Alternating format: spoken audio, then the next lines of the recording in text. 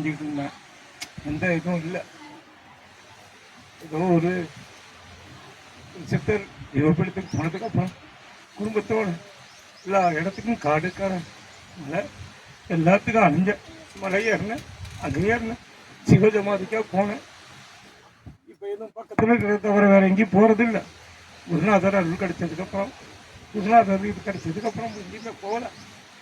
ஆனால் அவரோட வார்த்தையிலிருந்து வந்த அகத்தியம் அகத்தியம் என்னாலும் மனசுக்குள்ள ஒழிச்சுக்கிட்டு என்னாலும் நம்ம செய்யறது தப்பாக ரைட்டா எது செஞ்சாலும் அகத்தியமே அகத்தியமே நமக்கு சொல்லி சொல்லி சொல்லி விளையிறேன். என் வாழ்க்கையில ஒன்று நடத்தாம அது அகத்தியாரானா அப்படின்னு எதுவுமே எல்லாமே முன்னேற்ற பாதையில தான் போயிட்டு இருக்கேன். எல்லாமே நல்லதான் நடக்கிற மாதிரி எல்லாமே எதுவுமே எனக்கு கெட்டதுன்னு படலை, எதுவுமே பின்னோக்கி போறேன்னு படலை.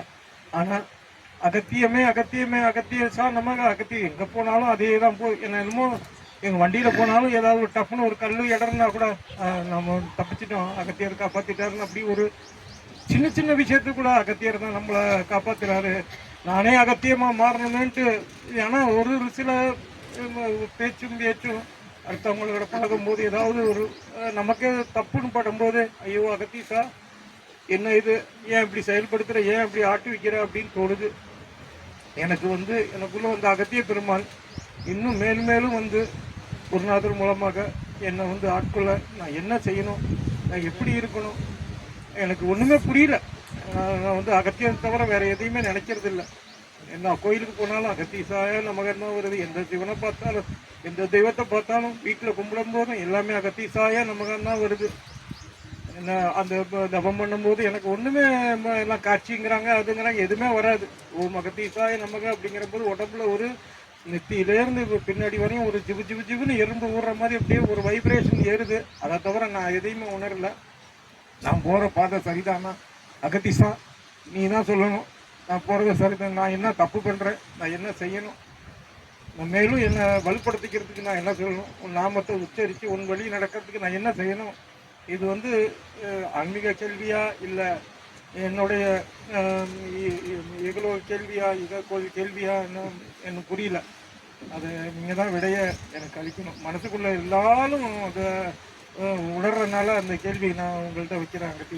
அகத்தீசாய நமக்கு அகத்தீசாய நமக்கு ஓம் அகத்தீசாய நமக்கு ஓம் சிம்பம் ஓம் மகத்தான அகத்தீசாய நமக்கு வழிநடத்துங்கள் அம்மையா வழிநடத்துங்கள். இந்த வார்த்தையை தான் நான் எப்போதும் சொல்லிட்டு இருக்கிறேன். வழிநடத்துங்கள் எம்மையா வழிநடத்துங்கள்.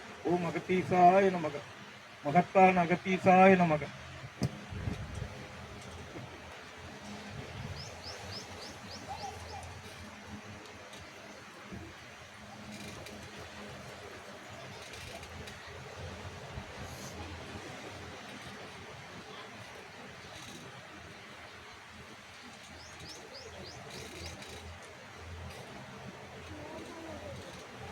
தன் நிலைப்பாடினை தன் நிலையினை தான் அடைந்த நிலையினை அடையும் நிலையினை தான் இருந்த நிலைதனையெல்லாம் அகத்திய சபைதனிலே ஒப்படைத்துவிட்டு சபையாலும் ஆசானின் திருவடிகளிலே சமர்ப்பித்துவிட்டு மனப்பூர்வமாக மானசீகமாக தன் நிலைகளையெல்லாம் சமர்ப்பித்துவிட்ட அற்புதமான சீடனது திருவாய் மிளிர்ந்து உழன்று தன் அடி ஆழ்நிலை மனதிலிருந்து எழுகின்ற அற்புதமான அகத்திய வார்த்தைகளாகும் ஆழ்நிலை மனதிலிருந்து எழுந்த வார்த்தைகள் என்று யாம் அகத்தியன் தெரிவிக்கின்றோம். தன் நிலைப்பாடு எவ்வாறு இருக்கின்றோம், தான் வருங்கால நிலைகளில் எவ்வாறு இருப்போம், இந்நிலையில் இருந்து மாறுபடாது இறை நிலையிலிருந்து வேறுபடாது யாம் அடிபணிவு சரணாகதியோடு அமர்ந்திருக்க வேண்டும் இச்சபையில் என்று வேண்டுதல் வைக்கின்ற சீடனே, இருக்கும் நிலை நீர் அமர்ந்த நிலை அமர்ந்திருக்கும் நிலை உயர் நிலை என்று அகத்தியன் யான் தெரிவிக்கிறேன். உயர்நிலை எவன் ஒருவன் அது எப்பாலின நிலைகளாக இருந்த பொழுதும் அடிபணிவு சரணாகதி தன் அகவை நிலைகளை எல்லாம் கைவிட்டு, தன் வயது வித்தியாச நிலைகளை எல்லாம் கைவிட்டு, எவனொருவன் ஓர் மானிடனை, ஓர் உத்தம மானிடனை, ஓர் உண்மையான மானிடனை, ஓர் ஆன்ம ஈக நிலைதனை உண்மையில் தன் சிந்தையில் பதிய வைத்திருக்கும் மானிடனை, சித்த நிலை கொண்ட மானிடனை, சிவநிலை அடைந்த மானிடனை வாழும் குருவாக எவனொருவன் அவன் தாழ் பிடித்திருக்கின்றானோ, அவன் தாழ்தனை இறுக கட்டி பிடித்திருக்கின்றானோ, அவனை சிவம் இறுக கட்டி அணைக்கின்றது என்பதே உண்மை என்று அகத்தியன் யான் தெரிவிக்கின்றோம். அவனை சிவம் இறுக கட்டி அணைக்கின்ற பொழுது அவனுக்குள் இருக்கக்கூடிய இரத்த நாளங்களில் இருக்கும் வேற்று எண்ணங்கள், வேற்று வினை கலந்த எண்ணங்கள், வினை நிலைகள் அத்துணையும் தவிடுபொடியாக்கப்படுவதை அவன் உணர்கின்றான்.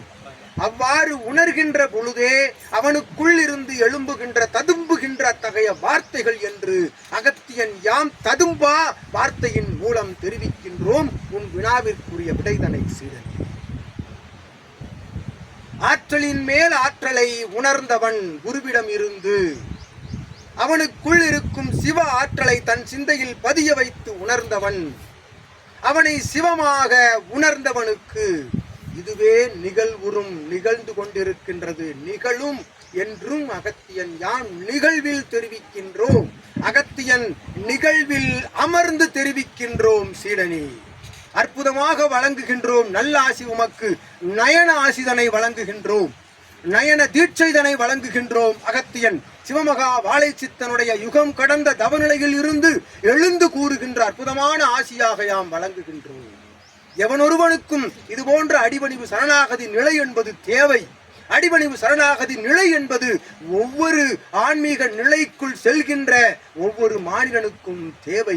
அத்தகைய தேவைதனை பூர்த்தி செய்து வைத்து அமர்ந்து இறையோடு இறை சித்தனுக்குள் இறையை காண்கின்ற ஒருவனுக்கு அகத்தியன் கூறும் நல்லாசி என்று யாம் உமக்கு கொடுத்து அமர்க சீடனே. அற்புதமாக வினா எழுப்பிய சீடனே, போன்ற சீடர்களை வரவேற்கும் பிரபஞ்ச மகா சபையாகும் இது. அர்ப்பணிப்பு மிக்க ஆழ்நிலையில் இறைநிலையை உணர்ந்து இறையை சித்த நிலையில் உணர்ந்து அத்தகைய சித்த நிலையை வாழும் குருவிலிருந்து உணர்கின்ற ஒவ்வொரு சீடனையும் வரவேற்கும் சபையாகும் பிரபஞ்ச மகா சிவசபை. உமக்குள் எழுந்திருப்பது எதுவென்று தெரியுமா சீடனே? உமது அடி ஆழ்நிலையில் இருந்து உமக்குள் எழுகின்ற அத்தகைய உத்வேக நிலை, நீர் தவம் ஆற்றுகின்ற பொழுதும் நாமங்களை உரைக்கின்ற பொழுதும் உம்முடைய அடி ஆழ்நிலையிலிருந்து சரீரம் வரை எழுகின்ற அத்தகைய புத்துணர்வு நிலை, நீர் அதிர வைக்கின்ற அந்நிலை என்பது எதுவென்று தெரியுமா? இகலோகத்திலே கலியுகத்திலே தாம் ஒரு நிலையில் இருக்கிறோம், தான் இரண்டாம் நிலையில் இருக்கிறோம், தாம் மூன்றாம் நிலையை அடைந்து விட்டோம் என்று வெற்று ஆன்மீக கூட்டங்களுக்குள் அமர்ந்து வேஷம் இடுகின்ற ஆன்மீக கூட்டங்களுக்குள் சென்று அமர்ந்து அவர்கள் கூறுகின்ற கபட வார்த்தைகளை கேட்டு தான் இந்நிலையில் இருக்கின்றோம் அந்நிலையில் இருக்கின்றோம் என்கின்ற நிலைதனை உரைத்துக் கொண்டிருக்கின்ற அத்தகைய மாநிலர்கள் போல் அல்ல பிரபஞ்ச மகா சபையில் உம்போன்று இருக்கின்ற சீடன். உமக்குள் எழுந்த அதிர்வு ஆதி இறைமகா சூட்சம நூலினுடைய அதிர்வு. தன் சிந்தையில் எழுகின்ற ஒவ்வொரு இறை வார்த்தைகளும் ஆதி கைலாய சிவசூட்சம நூலுக்குள் இருந்து எழுகின்ற வார்த்தைகள். நீர் குருவின் மூலம் குருவிடம் சரணாகதி அடைந்து அவர் தாழ் பிடிக்கின்ற பொழுது அவன் சரீரத்தில் இருந்து எழுகின்ற அற்புதமான அத்தகைய தெளிவான வார்த்தைகளும் விளக்கங்களாகும். நீர் கூறுகின்ற வார்த்தைகளும் விளக்கங்களும் என்று அகத்தியன் யாம் தெரிவித்து அற்புதமாய் இது போன்ற வாழ்த்து ஆசிகளை பெறுவது என்பது பிரபஞ்ச மகா சபையில் மட்டுமே உணர முடியும், பெற முடியும், பெற்று இத்தகைய இகலோகத்தை ஆள முடியும். கலியுகத்தை மாற்ற விளைகின்ற அற்புதமான இத்தகைய தேவ சித்த சபையினுடைய சீடர்கள் ஒவ்வொருவரும் ஒவ்வொரு சபையின் தூண்கள் என்று யாம் அகத்தியன் தெரிவித்தவாறு நீர் பிரதான நிலை கொண்ட இத்தகைய கலியுக தேவ சித்த சபையில் பிரதான நிலை கொண்ட குருவின் தூண் என்று யாம் அகத்தியன் யாம் உம்மை தெரிவித்து இது அத்துணை பிரபஞ்ச மகாசபை சீடர்களுக்கும் ஒட்டுமொத்தமாக கூறுகின்ற அருள் வாக்கு. இது அகத்தியனுடைய வாக்கு என்று நற்சீடனே, பொற்சபையின் நற்சீடனே, சீடர்களின் வரிசையிலே அமர்ந்திருக்கின்ற அத்துணை முதன்மை சீடர்களில் ஒருவனாக அமர்ந்திருக்கும் சீடனே அகத்தியன் யாம் வாழ்த்துகிறோம்.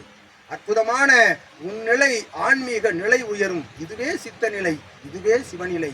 எவனொருவன் இறையை நினைந்து தன் கண்களில் நீர் வடிக்கின்றானோ, தன் அடி ஆள் நிலையில் இறையை உணர்ந்து ஒருவன் கண்களில் நீர் வருகின்றதோ, அகத்தியன் கண்களில் வருகின்ற நீர் போல எவனுக்கு சிவத்தை உணர்கின்ற பொழுது நீர் வருகின்றதோ, அவனே அகத்தியனாக இத்தகைய இகலோகத்தில் உலவுவதற்கு தகுதியுள்ளவன் என்று யாம் சித்த நிலை கொண்ட சிவநிலை கொண்ட குருமகா சிவமகா வாழை சித்தனின் நிலையிலிருந்து அகத்தியன் ஆசி கூறி அமர்ந்திருக்கின்றோம் சீடனே.